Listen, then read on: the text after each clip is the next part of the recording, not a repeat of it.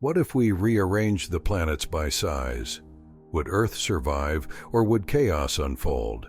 Largest to smallest Jupiter moves closest to the Sun, turning into a hot Jupiter with extreme temperatures, causing its moon's icy surfaces to melt and evaporate.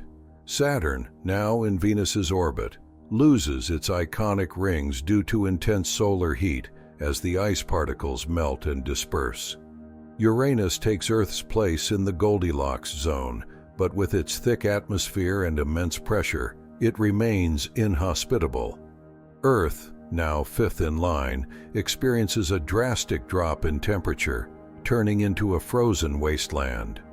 If its orbit shifts too close to Neptune, it could become one of its moons. Meanwhile, the massive planets exert intense gravitational forces on one another, disrupting orbits and throwing the entire solar system into chaos. Smallest to largest Mercury remains the closest planet to the Sun, enduring extreme heat. Mars warms slightly, but lacks the atmosphere to retain heat or sustain life.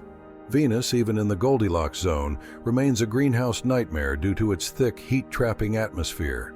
Earth, positioned farther from the Sun, receives only half its usual sunlight, leading to widespread glaciation and the collapse of ecosystems.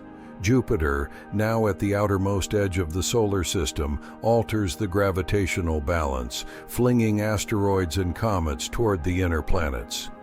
The increased bombardment would make survival on Earth even more difficult. Conclusion: rearranging the planets in any order spells disaster for Earth. Whether we freeze, burn, or face asteroid impacts, life as we know it would not survive. Our solar system's current layout is a delicate and lucky balance. Best to leave it as is.